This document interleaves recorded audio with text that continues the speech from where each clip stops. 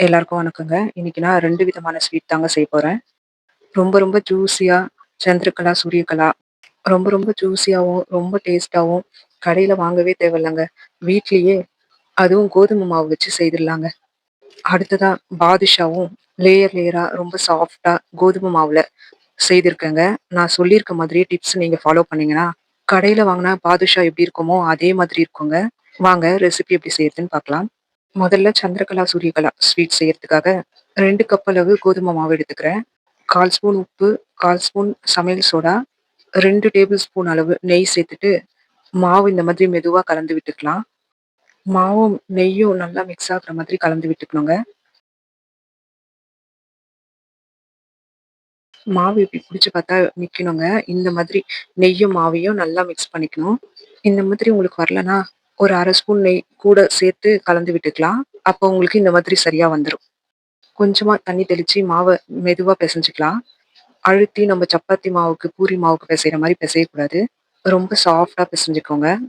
மாவு நல்லா சாஃப்ட்டா பெசஞ்சதுக்கப்புறம், மாவு ஒரு மூடி போட்டு மூடி வச்சிடலாம். இது இப்படியே இருக்கட்டும். அதுக்குள்ளேயும் நம்ம சுகர் சிரப் ரெடி பண்ணிக்கலாம்.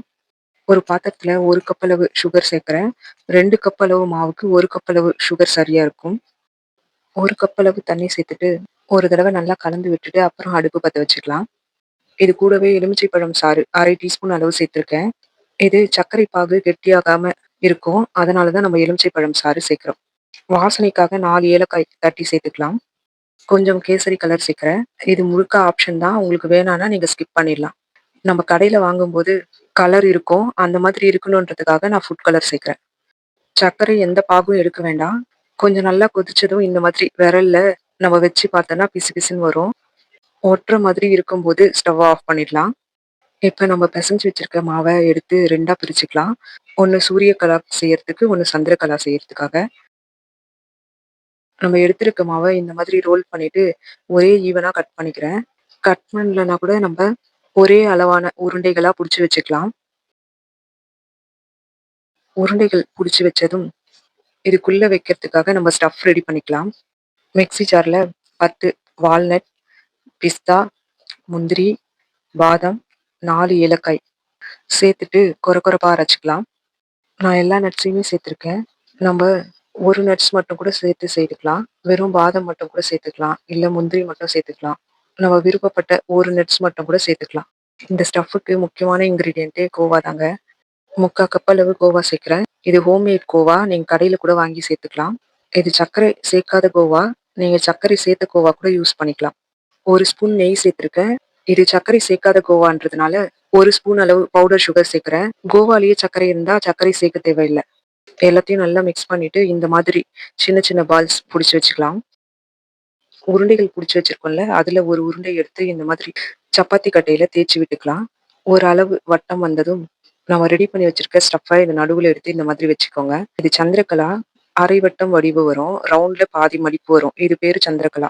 நம்மளுக்கு சூரியகலான்னா ஃபுல் ரவுண்ட் வரும். சூரியன் மாதிரி. இப்போ நான் சந்திரகலாக்காக இந்த மாதிரி மடிச்சுட்டு பாருங்க, ஓரத்துல ஒரு மடிப்பு இப்படி மடிச்சுட்டு பிரஸ் பண்றேன். திரும்ப ஒரு மடிப்பு மடிச்சுட்டு பிரஸ் பண்றேன். இதே மாதிரி நம்ம சுத்தி பண்ணோம்னா நம்மளுக்கு சந்திரகலா ரெடி ஆயிடும். நம்ம முதல்லயே மாவு 2ஆ பிரிச்சு வச்சிருக்கோம். ஒரு பங்கு மாவுல இந்த மாதிரி சந்திரகலா ஷேப் எல்லாத்தையும் பண்ணி வச்சுக்கணும். இப்ப சூரியகலா எப்படி செய்யறதுன்னு பார்க்கலாம். சூரியகலா செய்யறதுக்காக நான் 2 வட்டம் தேய்ச்சு வச்சிருக்கேன். ஒரு வட்டத்துக்குள்ள நடுவுல ஸ்டஃப் கொஞ்சம் எடுத்து வச்சுட்டு, இன்னொரு வட்டம் எடுத்து மேல போட்டுட்டு, நான் அழகா ரவுண்ட் ஷேப் வரணுன்றதுக்காக இந்த மாரி சின்ன பாக்ஸ் எடுத்து வச்சிருக்கேன். இத இப்படி வச்சு கட் பண்ணிக்கலாம். இப்போ ஓரங்கள்ல நம்ம சந்திரகலாக்கு எப்படி மடிச்சோமோ, அதே மாதிரி ஒரு மடிப்பு மடிச்சு விட்டுட்டு பிரஸ் பண்ணணும். திரும்ப ஒரு மடிப்பு மடிச்சுட்டு பிரஸ் பண்ணணும். இந்த மாரி ரவுண்ட் ஃபுல்லா சுத்தி பண்ணிக்கலாம். இந்த மாதிரி நம்ம சுத்தி ஃபுல் ரவுண்ட் பண்ணிட்டு வந்தோம்னா, நம்மளுக்கு அழகான சூரியகலா ஷேப் கிடைச்சிரும். ஃபர்ஸ்ட்ல 1, 2 நம்மளுக்கு சரியா வராத மாரி இருக்கும். திரும்ப அடுத்தது பண்ணும்போது சரியா வந்துரும். சூரியகலா, சந்திரகலா 2த்தையுமே நம்ம ஷேப் ரெடி பண்ணி ஒரு தட்டுல ரெடியா வச்சுக்கணும். இப்போ எண்ணெயில போட்டு பொரிச்சு எடுத்துக்கலாம்.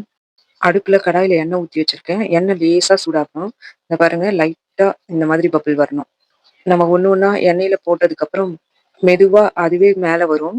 அது வரைக்கும் நம்ம வெயிட் பண்ணணும். அடுப்பையும் சிம்லயே வச்சிருக்கணும். அதுவே ஒண்ணோட ஒண்ணு ஒட்டாம மேல எழும்பி வரும்.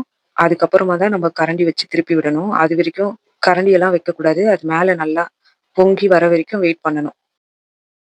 அடுப்ப சிம்லயே வச்சு, இப்ப திருப்பி திருப்பி விட்டு லைட்டா கலர் மாறும். அப்ப நம்மளுக்கு கிரிஸ்பாவும் ஆகும். இப்ப எண்ணெயிலருந்து எடுத்து ஒரு வடிகட்டியில போட்டு எண்ணெயெல்லாம் நல்லா வடிச்சுக்கலாம். அடுத்ததா சூரியகலா அதே எண்ணெயில போடும்போது ஸ்டவ்வ ஆஃப் பண்ணிடணும். ஏற்கனவே இருக்கிற சூட்லயே நம்ம ஒண்ணு ஒண்ணா எண்ணெயில விட்டுடலாம். பாருங்க, இன்னும் நான் அடுப்பு பத்த வைக்கல. அந்த சூட்லயே ஒண்ணு ஒண்ணா எழும்பி அப்படியே வருது. இப்ப எல்லாம் வந்ததுக்கப்புறம், இப்ப அடுப்பு பத்த வச்சு சிம்லயே வச்சு நம்ம சூரியகலா எப்படி ஃப்ரை பண்ணி எடுத்தோமோ, அதே மாதிரி ஃப்ரை பண்ணி எடுத்துக்கலாம். பொரிச்சு வச்சிருக்க சூரியகலா, சந்திரகலா 2த்தையும் இந்த மாரி ஒரு பாத்திரத்துல வச்சுட்டு, மேல சுகர் சிரப் ஊத்தி ஊற விட்டுக்கலாம். இது ஒரு 1 மணி நேரத்துல இருந்து 2 மணி நேரம் வரைக்கும் நல்லா ஊறணுங்க. இப்ப நல்லா சுகர் சிரப்ல ஊறிடுச்சு. இனிமே இந்த மாரி ஸ்வீட்ட நம்ம கடையில வாங்கவே தேவையில்லங்க. வீட்லயே ரொம்ப சூப்பரா செய்திடலாங்க. கண்டிப்பா வீட்ல நீங்க ட்ரை பண்ணி பாருங்க. உங்க எல்லாருக்குமே ரொம்ப பிடிக்குங்க. அடுத்து பாதுஷா செய்யறதுக்காக 2 கப் அளவு கோதுமை மாவு ஒரு பாத்திரத்துல சேர்த்துடுறேங்க. 1/4 ஸ்பூன் உப்பு, 1/2 ஸ்பூன் சமையல் சோடா, 1 1/2 டீஸ்பூன் அளவு நெய் சேர்த்துட்டு நல்லா கலந்து விட்டுக்கணும். கோதுமை மாவும் நெய்யும் நல்லா கலந்து விட்டதும் 1/2 கப் அளவு தயிர் சேர்க்கிறேன். தயிர் சேர்த்த அதே கப்ல 1/2 கப் அளவு தண்ணீர் சேர்த்துக்கலாம். மாவு நல்லா கலந்து விட்டுக்கணும். நான் பண்ற ஸ்டெப் பாருங்க. பிசையக்கூடாது மாவ. அப்படியே சேர்த்து அப்படியே மெதுவா கலந்து மட்டும் விட்டுக்கணும். அந்த கிராக்ஸ் எல்லாம் அப்படியே இருக்கணும்.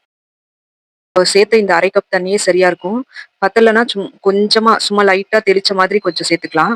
ரொம்ப தண்ணி சேர்த்துறக்கூடாது. அதே மாதிரி ரொம்ப பிசையவும் கூடாது. மடிப்பு, கிராக்ஸ் வருதுல்ல, இதோட அப்படியே மாவ செட் பண்ணிக்கணும். செட் பண்ணி அப்படியே ரவுண்ட் பண்ணி வச்சுக்கணும். இது ஒரு 1/2 மணி நேரம் ஊற விட்டுக்கலாம். தயிர், சமையல் சோடா 2ம் சேர்ந்து மாவுக்கு ஒரு நல்ல சாஃப்ட்னஸ் குடுக்கும். நம்ம இந்த மாதிரி கிராக்ஸோட மிக்ஸ் பண்ணி வைக்கிறதுனால, பாதுஷா நல்லா லேயர் லேயரா ஃபார்ம் ஆகும். கையில கொஞ்சமா நெய் தடவிட்டு, மாவுல நல்லா மேல ஸ்ப்ரெட் பண்ணி மூடி வச்சுக்கலாம். மாவு இப்படியே இருக்கட்டும். பாதுஷாக்கு சுகர் சிரப் ரெடி பண்ணிக்கலாம். ஒரு பாத்திரத்துல 1 1/4 கப் அளவு சர்க்கரை சேர்க்கிறேன். 1 1/4 கப்பு தண்ணி சேர்த்துக்கலாம். வாசனைக்காக 4 ஏலக்காய் தட்டி சேர்த்துக்கலாம். ஒரு தடவை நல்லா கலந்து விட்டுட்டு அடுப்பு பத்த வச்சு அடுப்புல வச்சுக்கலாம். 1/2 டீஸ்பூன் அளவு எலுமிச்சை பழம் சாறு சேர்க்கிறேன். இதுக்கு எந்த ஒரு பாகும் தேவையில்ல. நல்லா கொதிச்சு வந்ததும் விரல் வச்சு இப்படி கையில தொட்டு பாருங்க. இப்படி ஒட்டும், பிசு பிசுன்னு வரும். அந்த நேரத்துல நம்ம ஸ்டவ் ஆஃப் பண்ணிடலாம். இப்ப நம்ம பாதுஷாக்கு ரெடி பண்ணி வச்சிருந்த மாவை எடுத்து லைட்டா பிசைஞ்சிட்டு சின்ன உருண்டைகள் இந்த மாதிரி பண்ணிட்டு ஒரு அழுத்தம் கொடுத்து நடுவுல ஹோல்ஸ் இல்லாம 2 பக்கமும் அழுத்திக்கலாம். ஓட்டை போடாம நல்லா அழுத்தம் கொடுத்து இந்த மாதிரி பண்ணி விட்டுக்கலாம். நம்ம பாதுஷா அளவு சின்னதாவோ இல்ல மீடியம் சைஸாவோ பெருசாவோ எந்த அளவு பண்ண போறோமோ அதுக்கேத்த மாதிரி இந்த மாதிரி ரெடி பண்ணி வச்சுக்கணும்.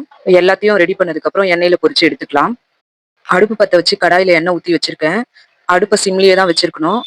எண்ணெய் ரொம்ப சூடாயிடக்கூடாது. ஒரே ஒரு சின்ன சின்ன பபிள்ஸ் வரும். அப்ப நம்ம சந்திரகலாக்கு சூரியகலாக்கு எப்படி பொரிச்சோமோ அதே மாதிரி ஒவ்வொரு பாதுஷாவையா எடுத்து நம்ம எண்ணெயில போட்டுட்டு அதுவா மேல எழும்பி வரும். அது வரைக்கும் கரண்டி போடாம நம்ம வெயிட் பண்ணணும்.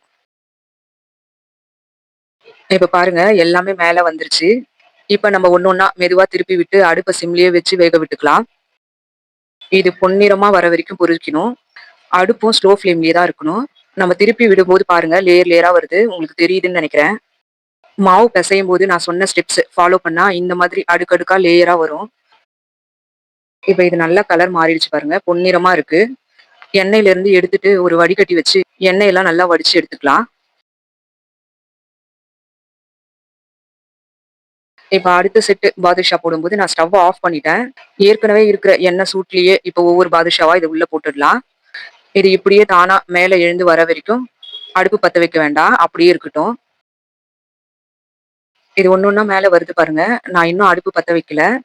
எண்ணெய் ஏற்கனவே இருந்த சூடே சரியா இருக்கு. இப்ப இது எல்லாமே மேல வந்ததும் இப்ப அடுப்பு பத்த வச்சுட்டு ஸ்லோ ஃப்ளேம்லயே வச்சுக்கலாம். ஒண்ணு ஒண்ணா திருப்பி போட்டு நம்ம முதல்ல செட்டு வேக வச்சோம்ல அதே மாதிரி எல்லாத்தையுமே பொன்னிறமா வறுத்து எடுத்துக்கலாம். பொரிச்ச பாதுஷா எல்லாத்தையும் ஒரு பாத்திரத்துல அடுக்கிட்டு இது மேல சுகர் சிரப் ஊத்தி 1 மணி நேரத்துல இருந்து 2 மணி நேரம் வரைக்கும் நல்லா ஊற விட்டுக்கலாம். அவ்வளவுதாங்க, சூப்பரா ஜூசியா பாதுஷா ரெடி ஆயிடுச்சுங்க. இந்த தீபாவளிக்கு இந்த மாதிரி பலகாரம் செய்து தீபாவளியை செலிப்ரேட் பண்ணுங்க. இந்த 2 ரெசிபியும் உங்களுக்கு பிடிச்சிருந்தா நம்ம சேனலை சப்ஸ்கிரைப் பண்ணுங்க, சப்போர்ட் பண்ணுங்க. நன்றிங்க. அடுத்த ஒரு நல்ல ரெசிபியோட நான் உங்க எல்லாரையும் சந்திக்கிறேங்க.